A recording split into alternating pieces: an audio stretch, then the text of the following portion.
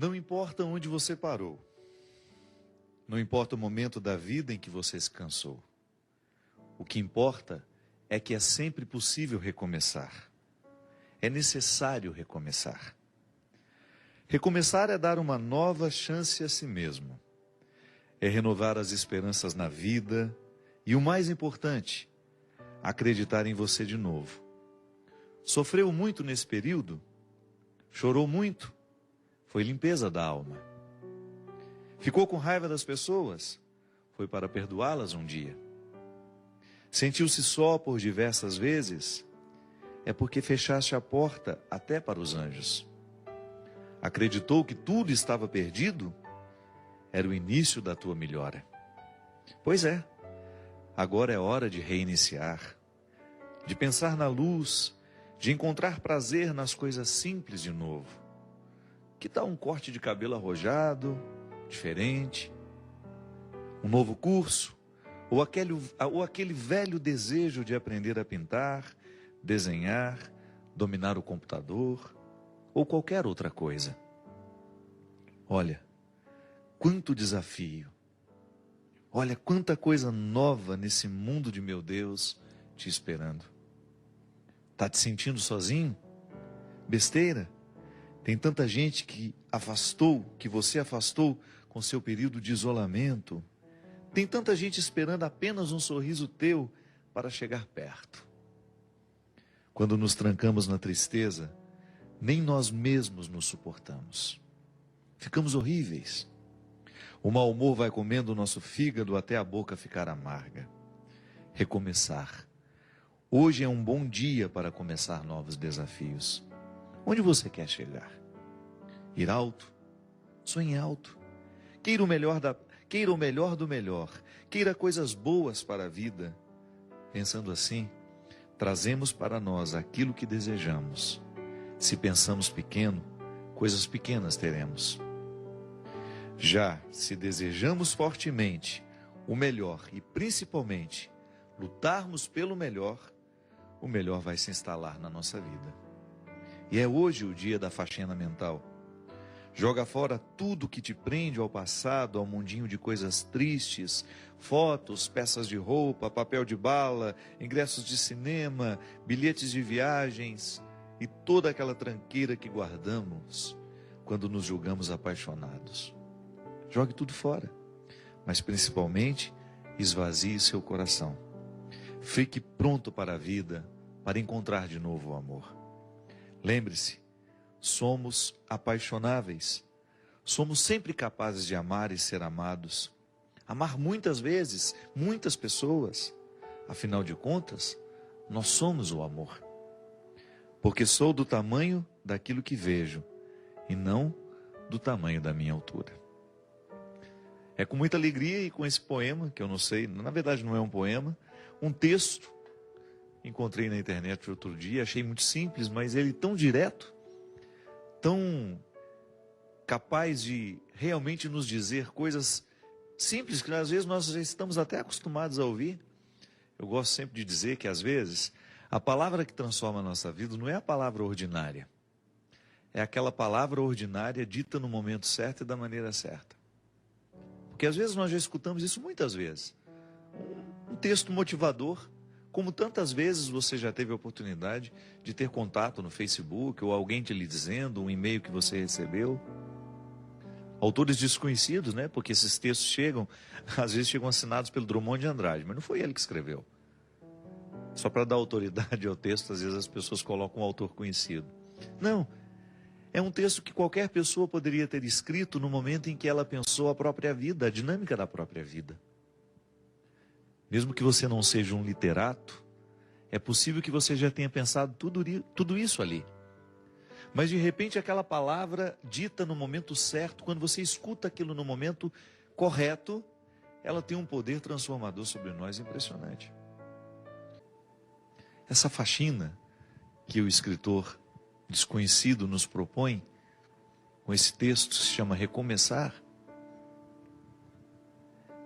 serve para nós nesse momento em que, ao olharmos para a morte do outro, pensamos a nossa. Na filosofia a gente aprende que A única forma que a gente tem de experimentar a morte, antes de morrer, é claro, né? Porque a morte é o acontecimento que nós vamos, de fato, saber o que é morrer, é no momento que a gente morre. Não há uma outra forma de experimentar a morte pessoal, senão morrendo. Então, como isso vai ser o ato definitivo, eu antecipo essa experiência quando eu olho para aqueles que morrem ao meu lado. Porque, de alguma forma, nós nos olhamos naquelas pessoas que se foram.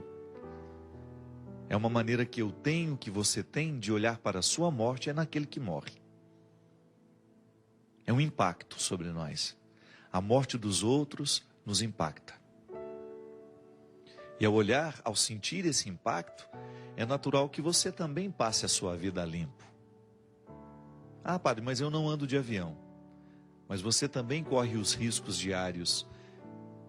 A vida é perigosa, ela é sempre perigosa. Viver é perigoso, como dizia Guimarães Rosa, na introdução do seu Grande Sertão Veredas. Viver é perigoso. É sempre uma peleja, é sempre uma luta diária para a gente sobreviver.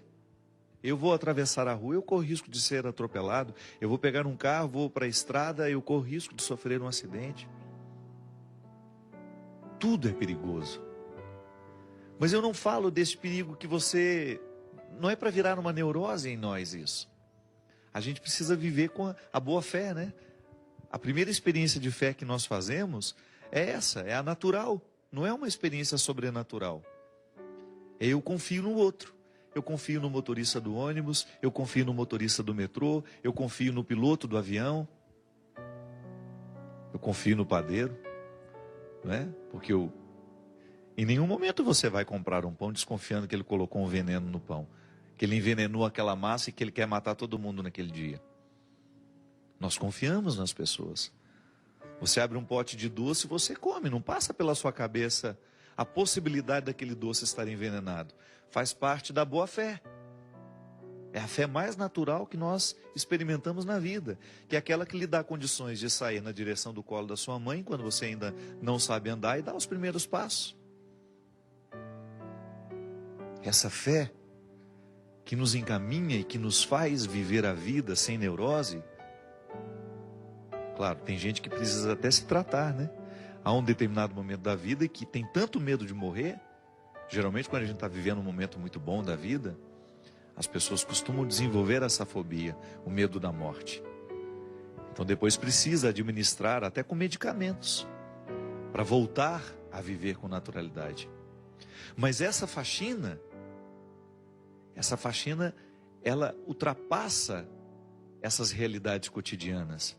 Ela entra lá no mais profundo do sentido da nossa vida. É lá onde a gente precisa retirar os excessos, para que a gente tenha condições de extrair o que realmente importa. Porque todos nós queremos ser felizes. Às vezes não somos felizes é por causa das escolhas erradas que a gente faz. E quando eu falo de felicidade, eu não estou falando de ausência de problemas. Essa é utópica, essa não existe. Eu estou falando da possibilidade de nós vivermos confortáveis em nós. De você olhar para a vida que você está vivendo e você ficar satisfeito com o resultado que você está tendo. Isso é possível. A nossa vocação é essa. Não é ter uma vida extraordinária. Porque às vezes a gente olha para as pessoas famosas, né? A gente fala, nossa, que vida extraordinária deve ter aquela pessoa. Nada. Quando ela chega em casa, quando ela está a sós com ela, com as pessoas que fazem parte do mundo dela, aquilo é absolutamente ordinário, como a vida de todo mundo. Os palcos não são eternos. Aquele astro do cinema que você vê brilhando na tela, olha o que aconteceu com ele. Um homem que ganhou Oscar, um homem que ganhou inúmeros prêmios ao longo da sua vida e de repente não consegue administrar a infelicidade do momento, ou não soube administrar o sair de cena, porque isso também é perigoso. Ninguém está livre de perder o sentido da vida. E eu particularmente penso que pode ser para mim e para você uma oportunidade de nós revermos o que estamos fazendo na nossa vida. Às vezes a gente corre demais, às vezes a gente se expõe a um contexto de tanta necessidade, que a gente acaba morrendo antes da hora. Talvez esteja numa época em que as pessoas estejamos vivendo uma época em que as pessoas precisarão simplificar as suas vidas. Tamanha a complexidade do mundo. O mundo é cada vez mais complexo, minha gente. Porque quanto mais ele facilita a nossa vida, mais complexo ele fica. Porque ele gera possibilidades. Um mundo que oferece muitas possibilidades ao ser humano, de deslocamento, possibilidades de conhecimento, de entretenimento, ele vai ficando cada vez mais complexo. Não é um mundo simples que nós tínhamos há 100 anos atrás, onde você tinha, para fazer uma viagem para chegar na Europa, você levava 10, 12 dias de navio. Hoje não, 8 horas de avião você está lá. Você pousa em Portugal. Essas facilidades complexificam a nossa vida. Porque quanto mais a gente pode, mais complexo a gente fica. E quando somos muito complexos, a gente se perde no contexto das escolhas, a gente tem dificuldade de encontrar o que é essencial. Porque aquele que pode muito, ele corre o sério risco de não escolher o que ele realmente precisa. Porque entre aquilo que a gente pode e entre aquilo que a gente realmente precisa, há uma distância muito grande. E só a sabedoria nos faz reconhecer, no meio de tudo isso que eu posso, o que realmente preciso. É aí que eu digo que precisamos fazer a faxina. Por causa dos excessos que fazem parte de nós. São muitos os excessos que nós alimentamos como prioridade, como algo inadiável, como pegar um avião no momento em que o tempo está ruim, ou tentar pousar no momento em que as situações são desfavoráveis. Quem dera a gente pudesse mudar o destino daquele jato, né? Continua, piloto. Vai até São Paulo, pousa no aeroporto seguro. Quantas vezes eu precisei, nas minhas viagens, fazer pousos arriscados porque a gente precisava chegar? Eu não sei se hoje eu faria isso ou não. De verdade. Acho que é melhor a gente perder o compromisso. Ou então, no momento que nós estamos cansados demais, assumir, olha, eu não vou pegar essa estrada hoje. Eu não vou pegar essa estrada porque eu preciso dormir. Infelizmente, eu não chego amanhã a tempo. Sabe, a gente ter coragem de modificar a estrutura das urgências. Urgente é viver, minha gente. Urgente é voltar para casa, encontrar os filhos que a gente tem. Urgente é amar. E às vezes essa urgência, porque a gente quer chegar, nós somos capazes de parar hoje e esperar ali algumas horas, porque isso é urgente. Às vezes a gente confunde, né? Urgência não é você correr para chegar. A urgência é você querer chegar. Então, às vezes, porque eu quero realmente chegar, eu vou precisar dormir algumas horas para que eu tenha condições de chegar bem. Não me expor ao risco desnecessário, porque a vida já tem riscos demais. Aí por amor, como dizia o poeta, né? O escritor, o amor não desiste de nós. A gente pode até desistir dele, mas se tem uma coisa que você nunca vai perder na vida, é a insistência do amor por você. Ele quer abrigar o seu coração, porque nós somos feitos para isso. Pode observar, os momentos em que você mais foi feliz na vida, foi o momento que você amou intensamente. Não foi o momento que você ganhou dinheiro, não foi o momento que você fez sucesso. Mesmo porque o dinheiro e o sucesso, essas coisas só têm sentido se você tem pessoas que te amam ao seu lado. Jesus já falava isso, que o dinheiro só tem sentido se for para gastar com as pessoas que nós amamos. Então de nada vale você ter construído toda uma estrutura se lhe faltam pessoas que ajudem a significar essa estrutura construída. Isso é urgente. É você administrar a sua vida para que você tenha condições de estar mais tempo ao lado dos que você ama. Eu me lembro que há uns 3, 4 anos atrás, não sei se foi na Suécia ou na Suíça, em que as pessoas estavam escolhendo ganhar menos e viver melhor. como é que ganhavam menos? Diminuíam um tanto do trabalho que fazia. Porque é assim mesmo, chega um momento em que você descobre que o essencial, o que realmente importa, se opõe muito ao jeito como nós vivemos. Então eu quero estar ao lado dos meus filhos, eu quero vê-los crescer, então eu tenho que diminuir o tanto que eu trabalho. Eu tenho que abrir mão de alguma coisa. É que, na verdade, a sociedade de consumo nos coloca dentro de um movimento que a gente não sabe onde vai parar. É uma pergunta que às vezes a gente nem se faz. Quanto eu custo todo mês?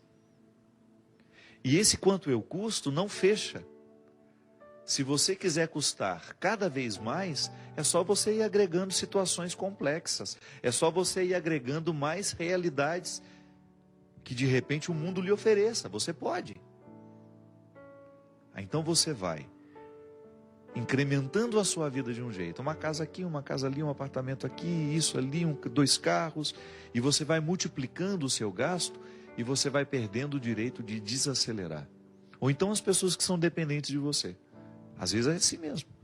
É tanta gente que depende de nós que a gente não tem o direito nem de adoecer. Aí é a hora de você distribuir as responsabilidades, né? Olha, o bem-sucedido, né, de uma casa, você corre o risco de viver a vida inteira sendo aquele que vai suprir as necessidades de todos. Porque todo mundo olha para ele como se ele tivesse a obrigação de dar conta da vida financeira de todo mundo dentro daquela casa. Distribuir bem essas realidades, essas responsabilidades, para você ter condições de fazer essa sua faxina.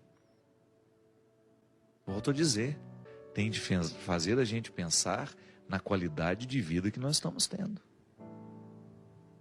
Não dá para desperdiçar a vida assim, minha gente. Ela é preciosa demais. A vida é muito preciosa. E nós não podemos julgá-la assim pela janela. Às vezes falta a oportunidade, né, do desacelerar, de nos colocar ao lado das pessoas que nós amamos. Eu não me canso de pensar sobre isso, minha gente. O melhor lugar do mundo é um só. É aquele que nos dá a oportunidade de estarmos ao lado das pessoas que nós amamos. Faça isso com você. Faça essa faxina. Tenha a coragem de mexer na estrutura da sua vida para que você tenha condições de beneficiar você, aqueles que estão ao seu lado. Vamos parar de viver, ou então vamos tentar começar a mudar essa estrutura louca de vida em que nós estamos mergulhados nela. Essa estrutura é perigosa demais, ela nos leva antes da hora. Ela nos distancia do essencial. Tenha coragem de parar a sua agenda por uns 2, 3 dias e dizer: vou reconfigurar a minha estrutura. Eu vou pensar melhor nas minhas escolhas. Vou cuidar um pouco mais do meu coração. Vou dar um pouco mais de oportunidade ao meu coração para ser inteiro. Não é? Porque às vezes a gente vai vivendo tão esfacelado, e aí a tristeza vem e a gente não sabe porquê, a angústia chega, a gente não sabe porquê. Porque no fundo, nós sabemos que escolhemos errado. No fundo, o coração se acusa. Em última instância, seremos levados a um tribunal, onde nós seremos réu e juiz. E lá, a sentença será dada por nós mesmos. Como se fôssemos 2 personagens num único momento. Eu sou o réu, eu sou o juiz. E ali eu terei de dizer a mim mesmo, ao juiz que sou, o réu diz ao juiz o que fez da própria vida e escutará do juiz a sentença. Se estaremos condenados ou se estaremos libertos. Porque o que nos aprisiona e o que nos liberta é a nossa consciência. É quando a gente deita a cabeça no travesseiro e consegue dormir com aquilo que escolheu viver, com aquilo que escolheu ser. Esse é o julgamento que todos nós deveríamos enfrentar diariamente. No dia de hoje, como foi que eu vivi? Mereço ser absolvido? Ou mereço uma condenação? Não uma condenação que me reifique, que me paralise. Não. Uma condenação que me permita refletir e me fazer melhor para assumir o dia de amanhã com um pouco mais de sabedoria, com um pouco mais de inteligência. Derrame